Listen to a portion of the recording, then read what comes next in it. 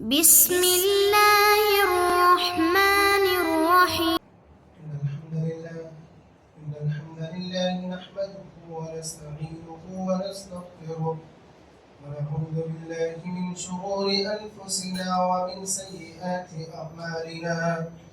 من يهده الله فلا مضل له ومن يضلله فلا هادي له. وأشهد أن لا إله إلا الله وحده لا شريك له وأشهد أن محمدا عبده ورسوله. يا أيها الناس اتقوا ربكم الذي خلقكم من نفس واحدة وخلق منها زوجها وبث منهما رجالا كثيرا ونساء واتقوا الله الذي تساءلون به والأرحام إن الله كان عليكم رقيبا. يا أيها الذين آمنوا اتقوا الله حق تقاته ولا تموتن إلا وأنتم مسلمون. يا أيها الذين آمنوا اتقوا الله وقولوا قولا سديدا يصلح لكم أعمالكم ويغفر لكم ذنوبكم ومن يطع الله ورسوله فقد فاز فوزا عظيما. أما بعد فإن خير الحديث كتاب الله وخير الهدي هدي محمد صلى الله عليه وسلم وشر الأمور محدثاتها وكل محدثة بدعة وكل بدعة ضلالة وكل ضلالة في النار. فأعوذ بالله السميع العليم من الشيطان الرجيم. بسم الله الرحمن الرحيم. إن الصلاة تنهى عن الفحشاء والمنكر ولذكر الله أكبر. تعریف و توصیف، بڑائی و بزرگی، کبریائی و حمد و ثنا،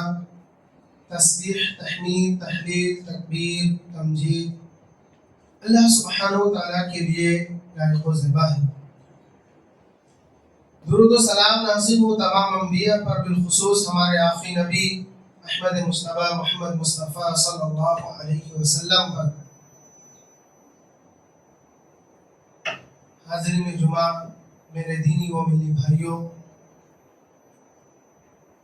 آج کے خطبے میں ہم اور آپ جس موضوع کے متعلق کچھ باتیں سیکھیں گے، سمجھنے کی کوشش کریں گے، وہ ہے نماز میں پڑھی جانے والی دعائیں، ان کے معانی، اس کے فضائل۔ یوں سمجھیے کہ ہم اور آپ اللہ رب العالمین کی جہاں بہت ساری عبادتیں کرتے ہیں، انہی عبادتوں میں سے ایک عظیم عبادت نماز کا پڑھنا ہے، جو کہ اسلام کا دوسرا رکن ہے۔ یوں سمجھیے کہ کوئی آدمی اگر نماز نہیں پڑھتا ہے، اس کی پابندی نہیں کرتا ہے، تو وہ ایک اسلام کے ایک رکن کو ڈھا دیتا ہے۔ اور جو شخص نمازوں کو پڑھتا ہے، اس پر پابندی کرتا ہے، مگر اس کے باوجود اسے یہ نہیں معلوم کہ نمازوں میں کیا پڑھا جاتا ہے، کب پڑھا جاتا ہے، کیسے پڑھا جاتا ہے، اور اس کا معنی کیا ہے، اس کا مطلب کیا ہے، تو یہ بڑے تعجب کی بات ہے کہ ایک آدمی اپنے پروردگار کی تعریف بیان کر رہا ہو، ایک آدمی اللہ رب العالمین کی حمد و ثنا، اس کی بڑائی، اس کی بزرگی، اس کی کبریائی بیان کر رہا ہوں اور اسے خود نہیں معلوم کہ میں کیا کہہ رہا ہوں، میں اپنے رب کے سامنے کیا بول رہا ہوں۔ بڑی ہی تعجب کی بات ہے۔ اس اعتبار سے بھی آج کا خطبہ بہت ہی اہم ہے، جس میں ہم اور آپ یہ سیکھیں گے کہ اگر ہم الرحمن الرحیم کہتے ہیں، الحمدللہ رب العالمین کہتے ہیں، یا ربنا لک الحمد حمدا کثیرا طیبا مبارکا فیہ کہتے ہیں، یا سبحان ربی العظیم یا سبحان ربی العالی کہتے ہیں رکوع اور سجدوں میں، یا ہم التحیات للہ والصلوات والطیبات یہ ساری دعائیں پڑھتے ہیں، تو ان کا مطلب کیا ہے؟ اور ہم پڑھتے ہیں تو اللہ رب العالمین ہمیں ان پر کیا ثواب اجر عطا فرماتا ہے۔ پیارے نبی صلی اللہ علیہ وسلم نے احادیث کے اندر ان دعاؤں کی کیا فضائل، ان دعاؤں کی کیا برکتیں بیان فرمائی ہیں۔ یقیناً یہ ساری چیزیں موجود ہیں احادیث میں، اگر ہم نہیں سنے، ہم نہیں جانتے تو یہ ہماری بدنصیبی ہے۔ دیکھیے، سب سے پہلی چیز کہ ہم جب نماز شروع کرتے ہیں تو پیارے نبی صلی اللہ علیہ وسلم نے جیسا کہ حدیث سے فرمایا کہ تحریمها التکبیر و تحلیلها التسلیم، کہ نماز میں داخل ہونا تکبیر تحریمہ سے ہے۔ یعنی ایک انسان نماز کے اندر داخل ہوتا ہے تو سب سے پہلے کس چیز کو کہتا ہے؟ وہ اللہ اکبر تکبیر تحریمہ کو بولتا ہے، اور اس کے ذریعے سے وہ نماز کے اندر داخل ہو جاتا ہے، جس کی وجہ سے بہت ساری وہ چیزیں جو عام حالات میں ہمارے لیے جائز رہتی ہیں وہ تحریم یعنی حرام ہو جاتی ہیں۔ اسی لیے اس کو تکبیر تحریمہ کہتے ہیں۔ یعنی جیسے کہ ہنسنا، بولنا، کھانا پینا، جیسے ہی آپ اللہ اکبر بول دیتے ہیں یہ ساری چیزیں ہمارے لیے حرام ہو جاتی ہیں، اس لیے اس کو تکبیر تحریمہ کہتے ہیں۔ ہمیں سے کس کو معلوم رہا ہوگا آج تک کہ تکبیر تحریمہ کا مطلب کیا ہے؟ یعنی تکبیر تحریمہ کو تکبیر تحریمہ اس لیے کہا جاتا ہے، اس لیے کہ بہت ساری وہ چیزیں جو عام حالات میں ہمارے لیے جائز اور حلال ہوتی ہیں، کھانا پینا، وہ جیسے ہی تکبیر تحریمہ بولتے ہیں وہ ساری چیزیں ختم ہو جاتی ہیں اور ہم اللہ رب العالمین سے اپنا تعلق جوڑ لیتے ہیں۔ اور اس کے بعد پیارے نبی صلی اللہ علیہ وسلم نے ثنا میں ہمیں بہت ساری دعائیں سکھلائی ہیں، تقریباً 11 دعائیں تو حصن المسلم کے اندر موجود ہیں، اور اس کے علاوہ بھی بہت ساری دعائیں موجود ہیں۔ آپ کے سامنے ان سارے ثنا کی دعاؤں میں سے حدیث کے اندر اہل علم نے جو بتایا کہ سب سے افضل اور سب سے بہترین دعا، سب سے بہترین ثنا جو پڑھی جاتی ہے وہ ہے اللہم باعد بینی و بین خطایای کما بعدت بین المشرق والمغرب، اللہم نقنی من الخطایا کما ینقی الثوب الابیض من الدنس، اللہم اغسل خطایای بالماء والثلج والبرد۔ یہ پیارے نبی صلی اللہ علیہ وسلم یہ ثنا پڑھتے تھے، جس کا مطلب یہ ہے کہ اے اللہ تو مجھے اور میرے گناہوں کو اتنا زیادہ دور کر دے، یعنی مجھ کو میرے گناہوں سے اتنا دور کر دے جتنا کہ مشرق و مغرب کی دوری ہے۔ کما بعدت بین المشرق والمغرب، یعنی اے اللہ تو مجھے بہت زیادہ گناہوں سے دور کر دے۔ سب سے پہلے ہماری شروعات نمازوں میں اپنے گناہوں کے اعتراف کے ساتھ، اپنے گناہوں کی معافی کے ساتھ، اللہ رب العالمین کے سامنے رونے، عاجزی، گریہ وزاری کرنے کے ساتھ شروع ہوتی ہے۔ اور اس کے بعد پھر نبی صلی اللہ علیہ وسلم نے فرمایا کہ ہم کہتے ہیں کہ اللہ تو ہمارے گناہوں کو ایسے دھل دے جیسے کہ صاف کپڑے کو میل کچیل سے دھل دیا جاتا ہے۔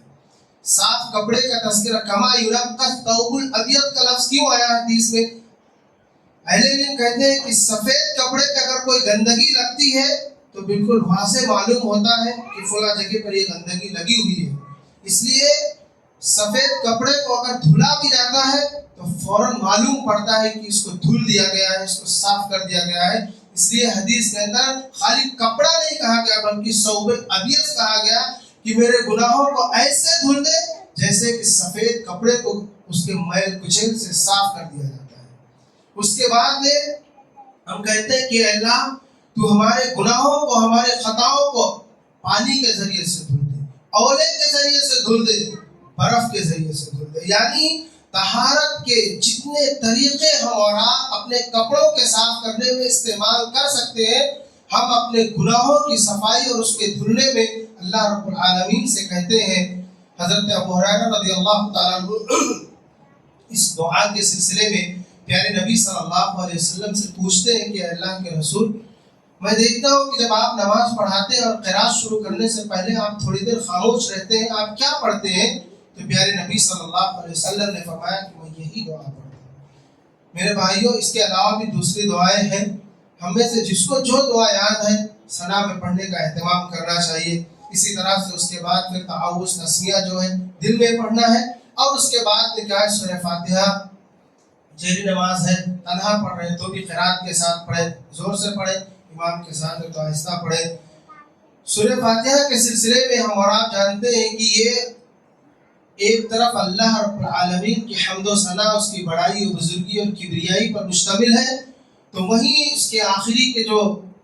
آیتیں ہیں وہ اللہ رب العالمین سے ہم اور آپ کچھ مانگتے ہیں، سوال کرتے ہیں، اللہ رب العالمین سے ہدایت طلب کرتے ہیں، صراط مستقیم مانگتے ہیں۔ اس لیے اس حدیث یا سورہ فاتحہ کی فضیلت میں حدیث قدسی ہے کہ پیارے نبی صلی اللہ علیہ وسلم نے فرمایا کہ اللہ تعالیٰ فرماتا ہے قسمت الصلاۃ بینی و بین عبدی نصفین، کہ میں نے نماز کو،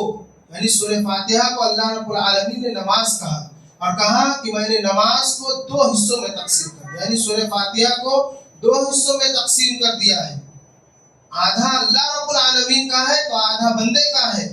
جس میں ہم الحمدللہ رب العالمین، اللہ کی حمد و ثنا بیان کرتے ہیں، الرحمن الرحیم، اس کی رحمت اور اس کی بڑائی بیان کرتے ہیں، مالک یوم الدین، مجدنی عبدی، اللہ فرماتا ہے کہ میرے بندے نے میری بزرگی بیان کی، اور اس کے بعد ہم کہتے ہیں کہ ایاک نعبد و ایاک نستعین، یہ ساری چیزیں کہنے کے بعد ہم اللہ رب العالمین سے مانگتے ہیں اہدنا الصراط المستقیم صراط الذین انعمت علیہم غیر المغضوب علیہم ولا الضالین آمین، جس میں ہم کہتے ہیں کہ اے میرے رب تو ہماری رہنمائی فرما صراط مستقیم کی۔ میرے بھائیوں، یہاں پر غور کرنے کی بات ہے کہ ہم اپنے رب سے جہاں بہت ساری نعمتیں مانگتے ہیں، دعاؤں میں، عام دعاؤں میں، نماز میں، خالی اوقات میں، چلتے پھرتے، ہم اپنے رب سے جہاں بہت ساری دعائیں مانگتے ہیں، اپنے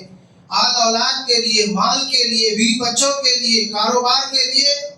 یاد رکھیے دنیا میں مانگی جانے والی دعاؤں میں سب سے بہترین، سب سے افضل دعا جو ہے وہ ہے صراط مستقیم کی۔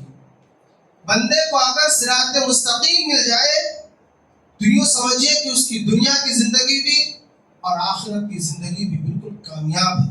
ہدایت کا مل جانا، سیدھے راستے کی رہنمائی مل جانا، یہ سب سے عظیم نعمت ہے، سب سے بڑی نعمت ہے جو ہم اللہ رب العالمین سے نمبر 1 پر مانگتے ہیں، اور پھر ہم کہتے ہیں کہ اے میرے رب تو ہمیں ان لوگوں میں شامل کر دے جن پر تو نے انعام کیا ہے، ان لوگوں کے راستے پر چلانا جن پر تو نے انعام کیا ہے، ان لوگوں کے راستے پر نہیں جن پر تو غضبناک ہوا ہے، غیر المغضوب ہوا ہے، اور جن پر تو یعنی تیرے وہ بندے جو گمراہ ہو گئے، یعنی جو ہدایت کے راستے سے بھٹک گئے اور ضالین ہو گئے۔ کہنے کا مطلب کیا ہے؟ یہاں پر دیکھیے کہ مغضوب سے مراد یہود ہے اور ضالین سے مراد نصارہ ہے۔ علامہ ابن کثیر رحمہ اللہ نے، ابھی میں دیکھ رہا تھا، علامہ ابن کثیر رحمہ اللہ ان آیات کی تفسیر کرتے ہوئے لکھتے ہیں کہ یہودیوں پر اللہ رب العالمین اس وجہ سے غضبناک ہوا کہ وہ حق بات کو جانتے تھے، صحیح اور سچی چیزوں کو جانتے تھے مگر عمل نہیں کرتے تھے، اس لیے جس شخص کو علم رہتے ہوئے عمل نہ کرے وہ غصے کا اور لعنت کا مستحق ہوتا ہے، جو یہودیوں کو اللہ رب العالمین نے کیا۔ اور نصارہ کے اندر عبادت کرنے کا شوق اور جذبہ تو ہوتا تھا، وہ کوشش تو کرتے تھے، لیکن ان کے پاس علم نہیں تھا، ان کے پاس ہدایت نہیں تھی، اس لیے وہ صحیح راستے کو نہ پا سکے اور اپنی عبادت میں وہ گمراہی کی طرف چلے گئے، اس لیے وہ ضالین ہو گئے۔ تو کہنے کا مطلب یہ ہے کہ ہم اور آپ سورہ فاتحہ پڑھتے ہیں تو دیکھیے کہ ہم کس طرح سے اپنے رب کی بڑائی و بزرگی بیان کرتے ہیں اور اپنے لیے کس طرح سے اللہ رب العالمین سے مانگتے ہیں۔ اور اسی حدیث میں پیارے نبی صلی اللہ علیہ وسلم نے فرمایا کہ اللہ رب العالمین کہتا ہے کہ میرے بندے کے لیے وہ ساری چیزیں ہیں جو اس نے مجھ سے سوال کیا، جو اس نے مجھ سے مانگا، یعنی یہ ساری چیزیں اللہ رب العالمین ہمیں عطا کرتا ہے۔ شرط یہ ہے کہ ہم اخلاص کے ساتھ مانگیں۔ ہم اللہ رب العالمین سے جس طرح سے مانگنے کا حق ہے، جس طرح سے کہنا چاہیے، ویسے اللہ رب العالمین سے مانگے۔ یقیناً ہمارا رب غفور الرحیم ہے، وہ رحم بھی کرتا ہے، معاف بھی کرتا ہے، اور ساری چیزیں ہماری پوری بھی کرتا ہے۔ اسی طرح حدیث میں آتا ہے کہ پیارے نبی صلی اللہ علیہ وسلم نے فرمایا کہ افضل الذکر لا الہ الا اللہ و افضل الدعاء الحمدللہ، یعنی سب سے افضل ذکر جو ہم اللہ کی بڑائی میں بیان کریں اور لا الہ الا اللہ کا پڑھنا ہے، چاہے آپ اٹھتے بیٹھتے چلتے پھرتے پڑھیں، اور سب سے بہترین دعا جو ہے وہ ہے الحمدللہ۔ حدیثوں میں آتا ہے کہ بندہ جب الحمدللہ کہتا ہے تو اللہ رب العالمین کہتا ہے کہ میرے بندے نے میرا شکریہ ادا کیا۔ اللہ رب العالمین کہتا ہے کہ میرے بندے نے میرا شکریہ ادا کیا۔ تو اسی لیے آپ دیکھتے ہیں کہ کھانے کے بعد کی دعاؤں میں، پانی پینے کے بعد، کوئی اچھا کام کرنے کے بعد، حال چال معلوم کرنے کے بعد ہم سب سے پہلے الحمدللہ بولتے ہیں، یعنی جس حالت میں بھی ہمارے رب نے ہمیں رکھا ہے اس پر اللہ کا شکر ہے، یہ مطلب ہوتا ہے۔ اسی طرح سے آمین کے سلسلے میں ہم اور آپ یہاں پر یاد رکھیں کہ پیارے نبی صلی اللہ علیہ وسلم نے حدیث میں فرمایا کہ اذا امن الامام فامنوا فان من وافق تامینه تامین الملائکہ غفر له ما تقدم من ذنبه، کہ جب امام آمین کہے تو تم بھی آمین کہو۔ جس شخص کی آمین فرشتوں کے آمین کے برابر ہو جائے گی، موافق ہو جائے گی، اللہ رب العالمین اس کے گناہوں کو معاف فرما دے گا۔ کتنی بڑی فضیلت پیارے نبی صلی اللہ علیہ وسلم نے خالی آمین کہنے پر کہی۔ آمین کا مطلب کیا ہوتا ہے؟ ہمیں سے کس کو معلوم ہے کہ آمین کا مطلب کیا ہے؟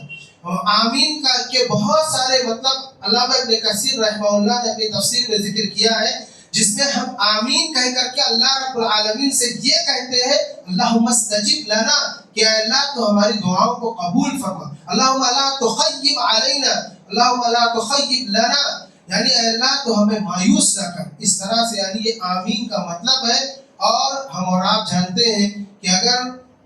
آمین کہیں تو کتنی بڑی فضیلت ہے۔ آج ہمارے سماج اور معاشرے میں اس حدیث پر عمل کرنے سے ہی روکا جا رہا ہے کہ آمین ہی مت کہو۔ کیوں بھائی؟ پیارے نبی صلی اللہ علیہ وسلم کی یہ بالکل واضح حدیث ہے، اور اس کی اتنی بڑی فضیلت بیان کی گئی ہے کہ بندے کا گناہ معاف ہوتا ہے خالی آمین کہنے سے، بس شرط یہ ہے کہ اس کی آمین فرشتوں کی آمین کے موافق ہو، لہذا اس کا اہتمام ہونا چاہیے۔ صحابہ کرام کے دور میں حدیثوں میں آتا ہے کہ جب وہ آمین کہتے تھے تو مسجدیں گونج جایا کرتی تھیں امام کے ساتھ۔ اسی طرح سے پھر اس کے بعد ہم نماز میں رکوع کرتے ہیں۔ حدیثوں میں آتا ہے کہ پیارے نبی صلی اللہ علیہ وسلم نے فرمایا کہ تم رکوع کو اللہ کے لیے خاص کرو اور سجدے کو اپنے لیے خاص کرو، یعنی ہم رکوع بھی اللہ کے لیے کرتے ہیں، سجدہ بھی اللہ ہی کے لیے ہوتا ہے، مگر رکوع صرف اللہ کے لیے خاص کر دو، یعنی اس کے اندر کی دعائیں صرف اللہ کے حمد و ثنا، بڑائی، بزرگی، کبریائی کے لیے ہو، اور سجدے میں اللہ کے حمد و ثنا کے ساتھ ساتھ اپنے لیے بھی حصہ رکھو۔ اس لیے کہ ابھی ہم دیکھیں گے پیارے نبی صلی اللہ علیہ وسلم نے فرمایا کہ اما الرکوع فعظموا فیہ الرب، کہ جب تم رکوع کرو تو اس میں رب کی عظمت کو بیان کرو۔ اس لیے ہم کہتے ہیں سبحان ربی العظیم، ایک مرتبہ تو کہنا واجب ہے، اور 3 مرتبہ اس سے زائد مرتبہ آپ جتنی بار کہیں اس کی کوئی تعداد کی حد بندی نہیں ہے، آپ جتنا لمبا رکوع کریں گے اتنی لمبی دعائیں پڑھیں گے۔ اس طرح سے یعنی زیادہ سے زیادہ اللہ کی عظمت کو بیان کرنا ہے۔ اسی طرح سے پیارے نبی صلی اللہ علیہ وسلم نے سجدے کے بارے میں فرمایا کہ فاجتہدوا فی الدعاء، یعنی جب تم سجدے کی حالت میں رہو تو تم دعا میں محنت کرو، دعا میں کوشش کرو، اللہ کی بڑائی بیان کرتے ہوئے ساتھ میں دعا بھی کرو، اس لیے کہ اقرب ما یکون العبد من ربہ وهو ساجد فاکثر الدعاء، نبی صلی اللہ علیہ وسلم نے فرمایا کہ بندہ اپنے رب سے سب سے زیادہ قریب اس حالت میں ہوتا ہے جب وہ سجدے میں ہوتا ہے، اس لیے تم سجدے کی حالت میں سب سے زیادہ دعا کرو، یعنی سبحان ربی الاعلیٰ کہنے کے بعد ہماری کوشش یہ ہونی چاہیے کہ ہم عربی زبان میں جو کچھ بھی دعا جانتے ہیں وہ دعا پڑھے، اللہم اغفر لی پڑھے، رب اغفر لی پڑھے، استغفر اللہ پڑھے، یا قرآنی دعاؤں میں سے ربنا آتنا، ربنا ظلمنا، ربنا، اور اس طرح سے ربنا سے جتنی بھی دعائیں شروع ہوتی ہیں آپ ان کو پڑھیں۔ اس سے کیا ہوگا کہ ہم سجدے کی حالت میں اللہ کی عظمت کے ساتھ ساتھ اپنے لیے دعا کرتے ہیں جو قبولیت کے سب سے زیادہ قریب ہوتی ہے۔ اسی طرح سے جب ہم رکوع سے اٹھتے ہیں اور ربنا ولک الحمد حمدا کثیرا طیبا مبارکا فیہ یہ دعا جب پڑھتے ہیں، اس میں بھی اللہ کی حمد و ثنا، اس کی بڑائی، بزرگی، کبریائی ہی ہے۔ مبارک کلمات کے ذریعے سے پیارے نبی صلی اللہ علیہ وسلم کے زمانے میں ایک ایسا واقعہ پیش آیا،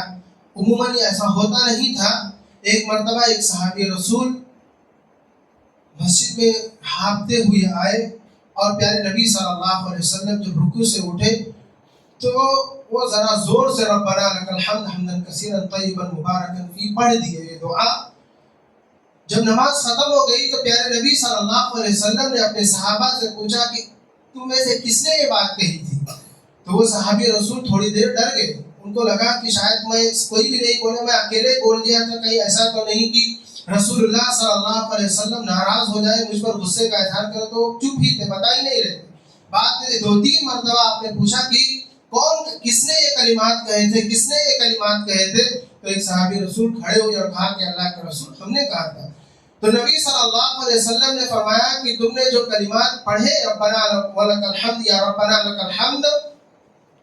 اس کو 70 سے زائد فرشتے اس کو لینے کے لیے دوڑے تھے۔ بعض حدیثوں میں 70 ہے، بعض میں 30 ہے، بعض میں کچھ کے تعداد ہے، یعنی اس کو پکڑے تھے اور اس کلمات کو لینے کے لیے آپ کے پاس لپکے تھے، دوڑے تھے۔ اسی طرح سے دوسری حدیث میں ہے کہ پیارے نبی صلی اللہ علیہ وسلم نے فرمایا کہ مجھے بہت اچھا لگا، فتحت لها ابواب السماء، اور اس کے لیے یعنی تم نے جو بات کہی تھی اس کے لیے آسمان کے دروازے کھول دیے گئے تھے۔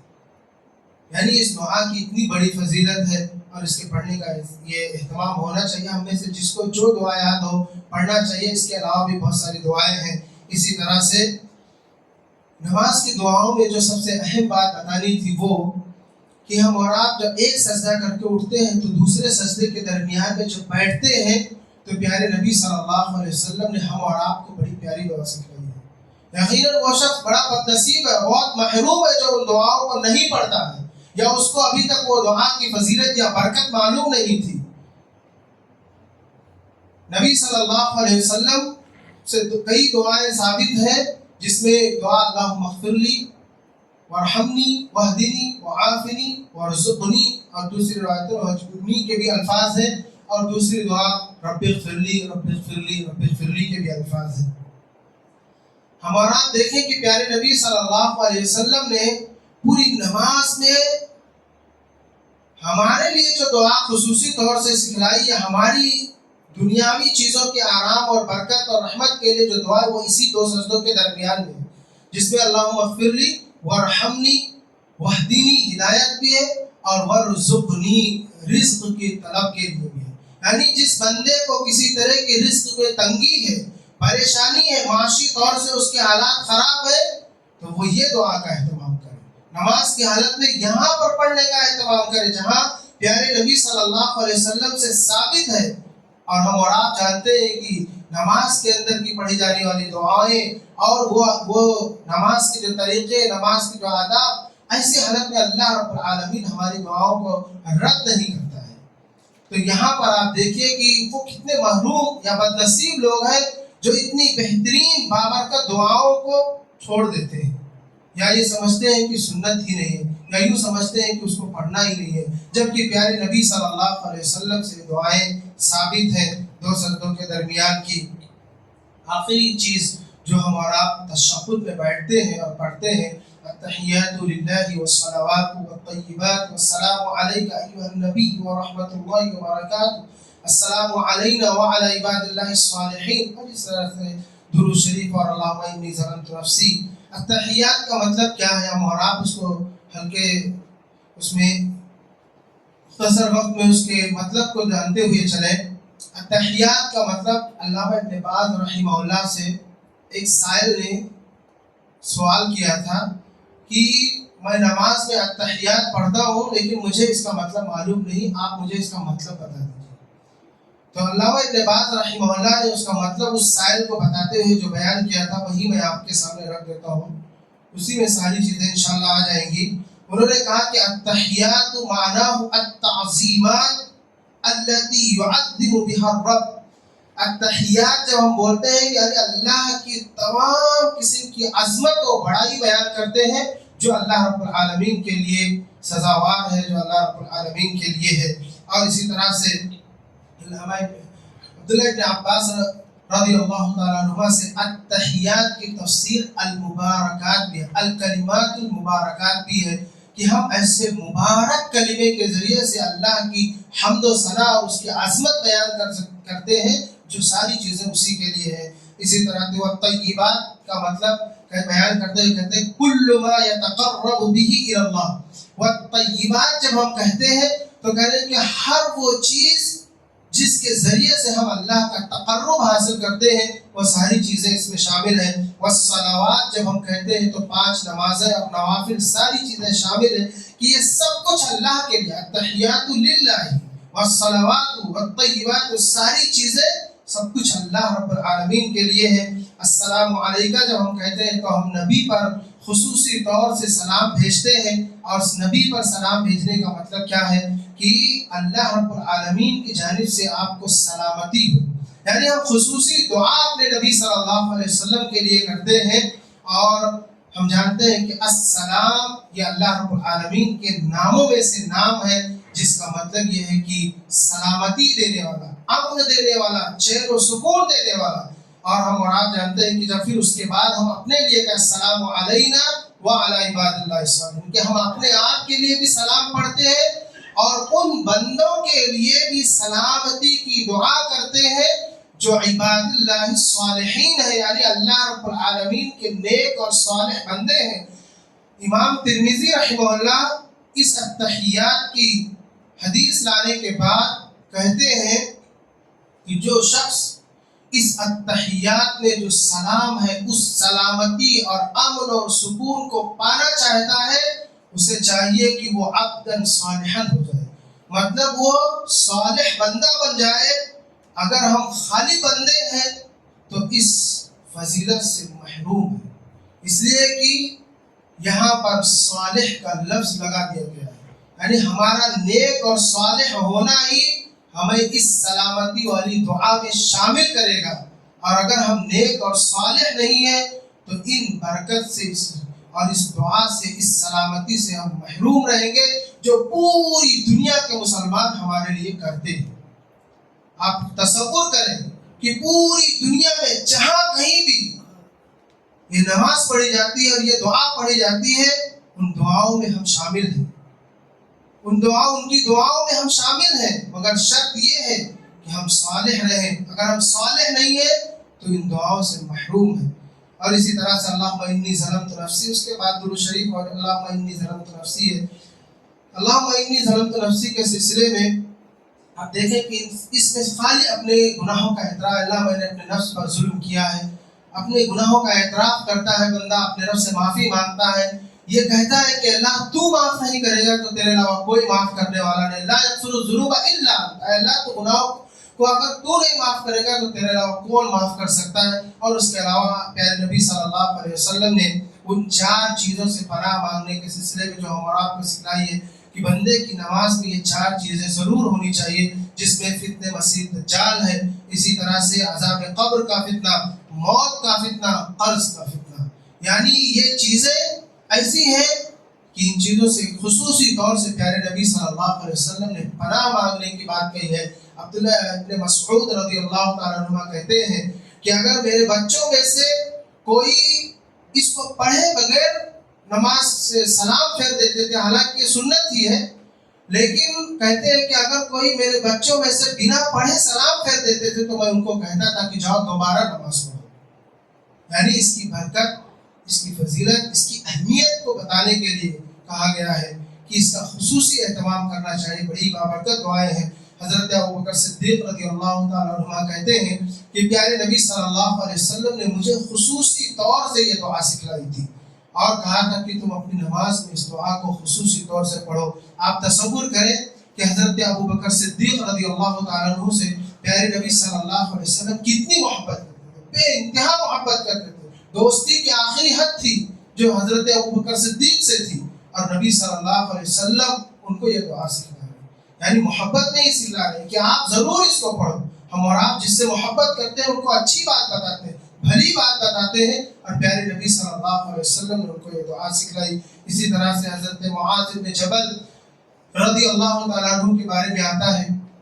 کہ وہ کہتے ہیں کہ پیارے نبی صلی اللہ علیہ وسلم نے مجھے نماز پھیرنے کے بعد جب میں نماز پڑھ لوں، سلام پھیر لوں، اس کے بعد مجھے یہ دعا سکھلائی تھی کہ میں خصوصی طور سے اس کو پڑھوں، اللہم اعنی علی ذکرک و شکرک و حسن عبادتک۔ کہتے ہیں کہ جب سے نبی صلی اللہ علیہ وسلم نے مجھے سکھلایا میں نے کبھی پڑھنا نہیں چھوڑا۔ اس کے علاوہ بھی بہت ساری دعائیں اور اس کے فضائل ہیں، یہ تو نماز کے اندر کی تھی۔ نماز کے بعد بھی پیارے نبی صلی اللہ علیہ وسلم نے بہت سارے اذکار اور بہت سارے یعنی دعائیں بتائی ہیں جن کی فضیلتیں بہت زیادہ ہیں، خصوصی طور سے صبح اور شام کے اذکار ہیں، یا نمازوں کے بعد آیت الکرسی پڑھنے کی جو فضیلت ہے کہ نبی صلی اللہ علیہ وسلم نے فرمایا کہ موت کے سوا کوئی دوسری چیز اس کو جنت میں جانے سے روک نہیں سکتی، خالی آپ ہر نماز کے بعد آیت الکرسی پڑھنے کا اہتمام کر لیں۔ سید الاستغفار کے متعلق پیارے نبی صلی اللہ علیہ وسلم نے فرمایا جو اللہم انت ربی لا الہ الا انت خلقتنی، اور آخری تک جو دعا ہے کہ پیارے نبی صلی اللہ علیہ وسلم نے فرمایا کہ جس نے دن کے کسی حصے میں بھی پڑھ لیا، کوئی ضروری نہیں کہ صبح پڑھے، دن کے کسی حصے میں اگر اس نے پڑھ لیا تو اس دن میں کسی بھی وقت اگر اس کی وفات ہوتی ہے تو سیدھا جنت میں داخل ہوگا۔ شام کے بعد رات کے کسی بھی حصے میں وہ شخص یہ دعا کو پڑھ لیتا ہے تو رات میں اس کی وفات ہو جائے گی تو سیدھا جنت میں داخل ہوگا، یعنی یہ فضیلت ہے سید الاستغفار کی۔ اسی طرح سے یا حی یا قیوم برحمتک استغیث، یہ بھی ایک دعا ہے۔ پیارے نبی صلی اللہ علیہ وسلم نے فرمایا، حضرت فاطمہ رضی اللہ تعالیٰ عنہ فرماتی ہیں کہ پیارے نبی صلی اللہ علیہ وسلم نے مجھے اس دعا کے پڑھنے کی وصیت کی تھی۔ اسی طرح سے رضیت باللہ ربا وبالاسلام دینا وبمحمد نبیا اگر کوئی شخص پڑھتا ہے تو پیارے نبی صلی اللہ علیہ وسلم نے فرمایا کہ کان حقا علی اللہ ان یرضیہ یوم القیامہ، کہ اللہ رب العالمین کے اوپر یہ چیز واجب ہو جاتی ہے جبکہ کوئی واجب کرنے والا نہیں، یعنی اللہ تعالیٰ اپنے اوپر خود اس چیز کو واجب کر لیتا ہے کہ بندے کو قیامت کے دن ضرور اللہ راضی کر کے چھوڑے گا، اور راضی کرنے کا مطلب یہی ہے کہ وہ جنت میں داخل کر دے گا، اللہ تعالیٰ اس کے گناہوں کو معاف کر دے گا، اللہ اس سے خوش ہو جائے گا۔ اسی طرح سے حسبی اللہ لا الہ الا اللہ اگر کوئی پڑھتا ہے تو اللہ رب العالمین کے نبی صلی اللہ علیہ وسلم نے فرمایا کہ کفاہ اللہ تعالیٰ اس کے لیے کافی ہو جائے گا۔ اسی طرح سے کوئی اعوذ بکلمات اللہ التامات من شر ما خلق پڑھتا ہے تو نبی صلی اللہ علیہ وسلم نے فرمایا کہ اس کو کوئی چیز نقصان نہیں پہنچائے گی، حتیٰ کہ زہر والا زہریلا سانپ بھی اگر اس کو کاٹ لے تو اس کو نقصان نہیں ہوگا۔ اتنے یقین کامل کے ساتھ اگر بندہ اس دعا کو پڑھتا ہے تو یقیناً ویسے ہی فائدہ ہوگا جیسے پیارے نبی صلی اللہ علیہ وسلم نے حدیثوں میں ذکر فرمایا ہے۔ شرط یہ ہے کہ ہمارے اندر بھی اتنا ہی یقین کامل ہو، اتنی ہی اخلاص اور محبت ہو، ویسے ہی جذبہ ہو ان دعاؤں کے پڑھنے کا، تب اس کی برکت نظر آتی ہے۔ خالی زبانی پڑھ لینے سے ان کی برکتیں نظر نہیں آئیں گی۔ اسی طرح سے اللہم انی اسألک العفو والعافیۃ، یہ دعا پیارے نبی صلی اللہ علیہ وسلم نے حضرت ابوبکر صدیق رضی اللہ تعالیٰ عنہ کو سکھائی تھی۔ اس کے علاوہ بھی دیگر صحابہ کا تذکرہ آتا ہے، کہتے ہیں کہ جب سے مجھے یہ دعا سکھلا دی جب سے میں نے اس کو پڑھنا ترک نہیں کیا۔ خیر دعاؤں کو آپ یہاں سے کہیں سے بھی حاصل کر سکتے ہیں جو صبح شام کے اذکار میں سے ہیں۔